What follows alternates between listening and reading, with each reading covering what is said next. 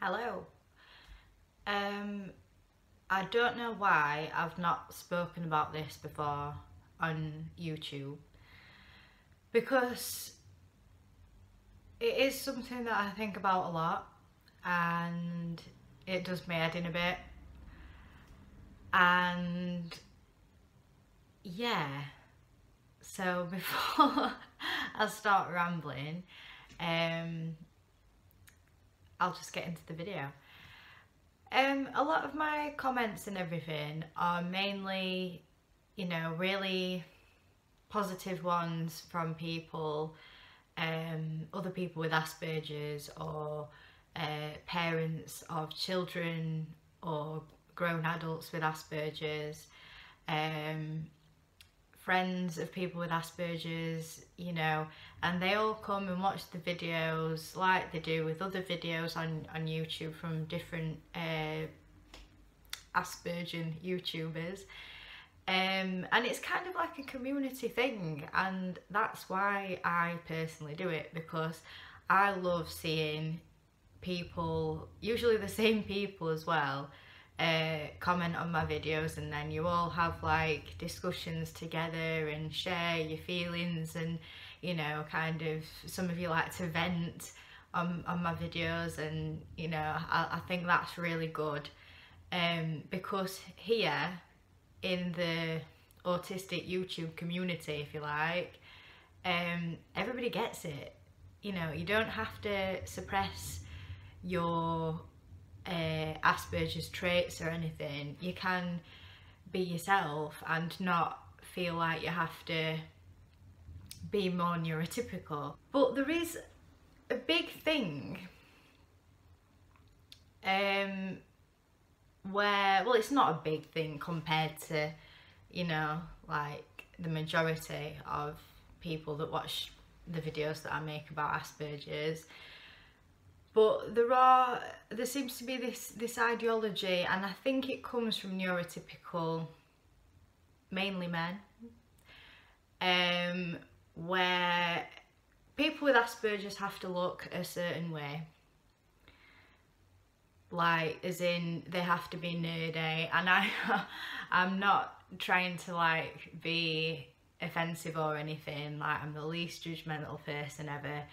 I took my boyfriend to Warhammer World, like, and Warhammer is quite nerdy, but I thought it was quite cool as well. I liked all the artwork and stuff, and the whole, like, it was really cute as well, and the craftsmanship that goes into making the whole scenes, and painting the little models and everything, like, it's amazing. But what I'm trying to say is, people have got this stereotype in their head of a person with Asperger's, and it's usually like, they don't talk to anybody, they don't have any friends, like, they're really nerdy, they don't take care of themselves, as in, like, cosmetically, like, they don't like do their hair or wear makeup or whatever. They're mostly men, and they can't at least try and have a normal life, or do things that they want to do, or do things that challenge them.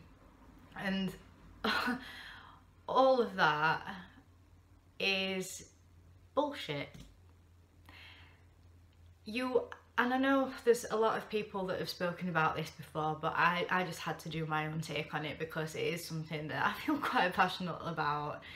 I understand if somebody says to, like, somebody like me, you don't look like you've got Asperger's.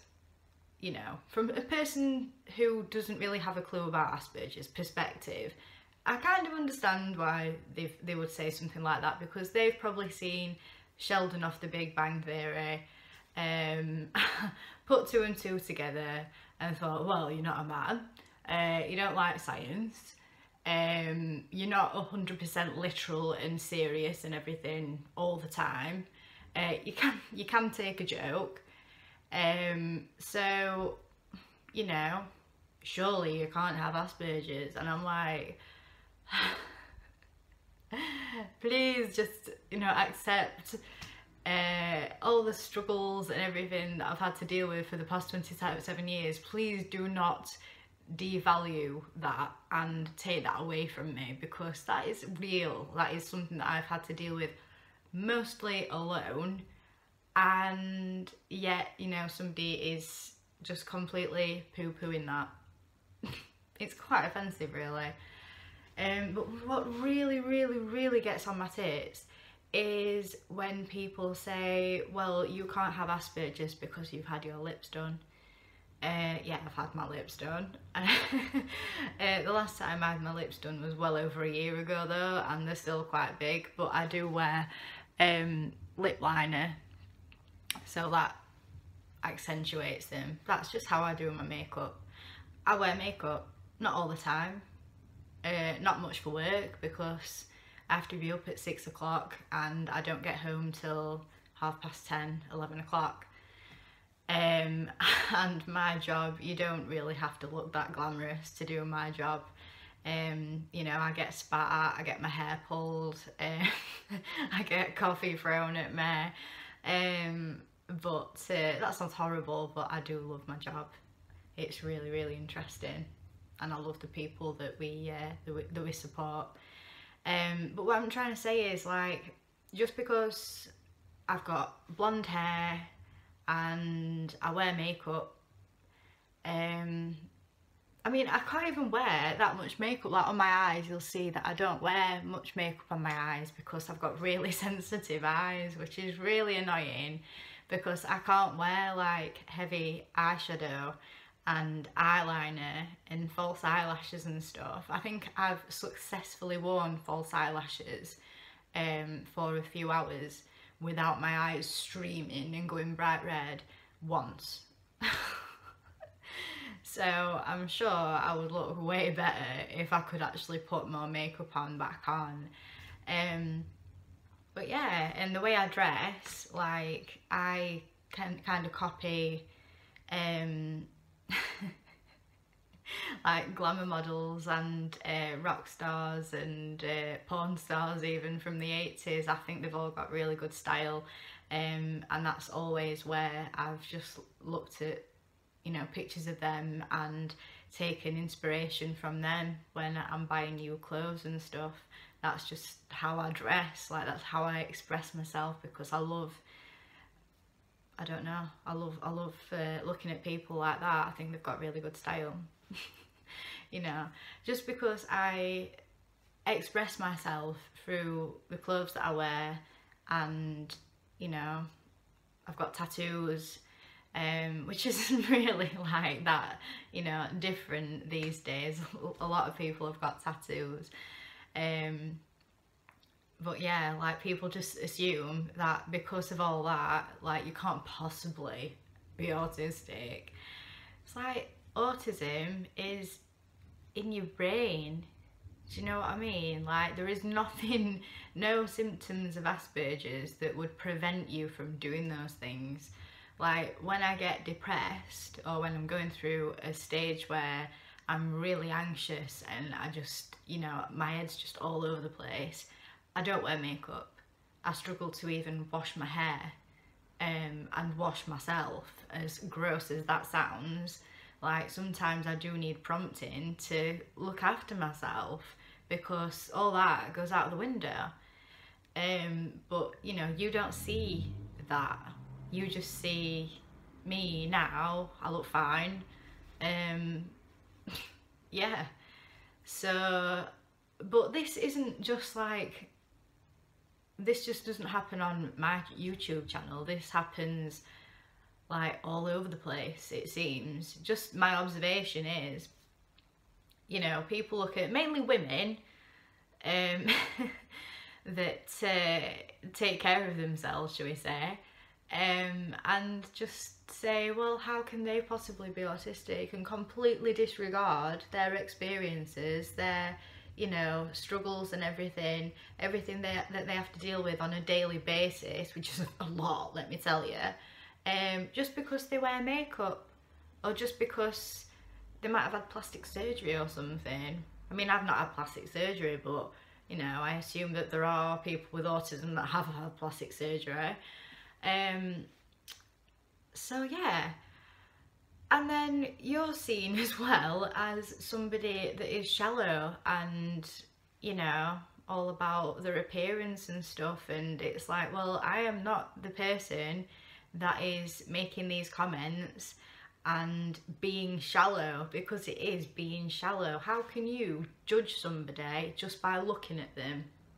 You can't. Think about it. You can't. Well, you can, but you probably will be wrong, because everybody has got an exterior that they show to the outside world. That is what they choose to show. Most of the time anyway. Like the way I dress and everything, the way I do my makeup and stuff, which isn't like excessive, come on. That is how I present myself to the world. But, you know, the average person does not know what's going on inside my head. The average person could walk past me in the street, think what they think about me, whatever, make an assumption. I don't know what they'd be thinking. They'd probably not even, you know, give me a second thought, because everybody's getting on with their daily lives. But if they did make an assumption, they'd probably be wrong, because, you know, they can't tell that I've got sensory issues, and that car alarm down the road is doing my head in to the point where I feel like I could bang my head on a wall. You know, that person might not know that I've had a really stressful time on public transport, and all I want to do is go home and suck my thumb and stroke my soft t-shirt that I've got to calm me down in the quiet. But I've got to go to work, so I'm shitting myself about that. Like, they don't know that, but that is what happens. You cannot look at somebody and just assume that they are absolutely fine, there's nothing wrong with them. You know, it just doesn't work like that.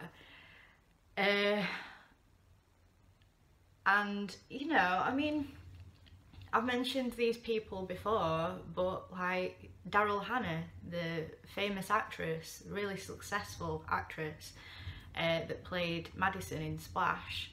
She's one of my favourite films of all time, because in Splash, her character, even though she's a mermaid, like she's come out of the sea, she hasn't got a clue what's going on, she doesn't know how to speak to people, she doesn't even know how to speak, I don't think. She has to learn through TV and everything. And I mean, she's attractive, she's got bleached blonde hair and hair extensions.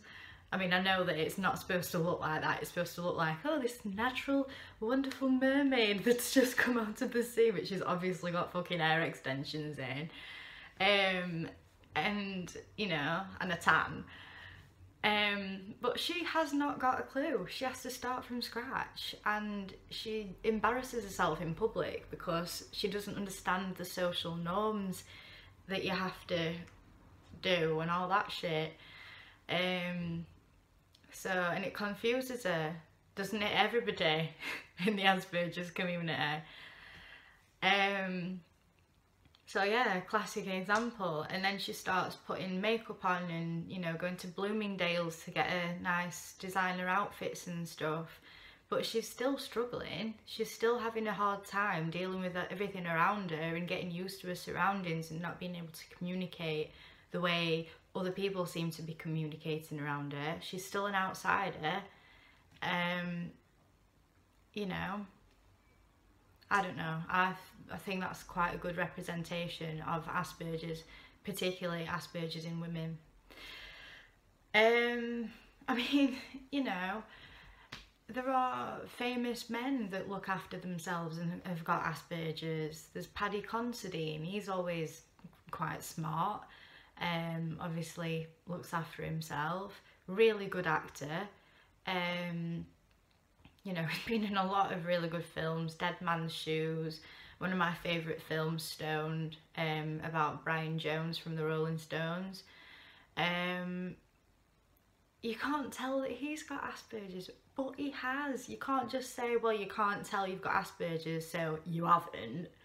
Like, you know, you just can't do that.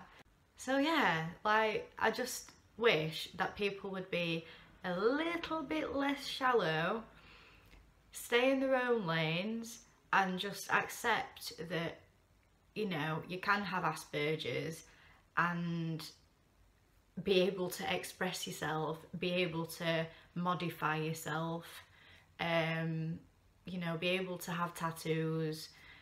I mean, getting tattoos is not a nice experience, and I'm not just talking about pain, I'm talking about the wearing of the machine, and being around somebody for hours, depending on how big the tattoo is. It's not pleasant, and at the end of it, usually I am fucking exhausted, and all I want to do is go home, suck my thumb, and stroke my soft tissue on my own. And I usually do that as well. Please keep in mind that Asperger's is a neurodevelopmental condition. It is in the brain. It doesn't affect the exterior. So yeah, don't judge a book by its cover. That is essentially what I'm trying to say. So thank you for watching, and I'm going to try and upload more videos more often because I've just got an iPhone and it's way easier. But I need to sort some kind of decent cloud storage out because I'm using Dropbox and OneDrive at the minute, and it's like the standard version and it's shit. So yeah, bear with me, and I should be making more content soon. If you've got any suggestions of stuff that you want me to talk about, or if you want to, I don't know, ask me any general questions in the comments and I'll do another Q&A, please feel free to do so, because I do struggle to think of stuff to make videos out about, which is weird really, because there is quite a lot to talk about when it comes to Asperger's. So yeah, I'm gonna go and get myself a drink now because I've got a dry throat from all that rambling. So yeah, thank you very much. See ya.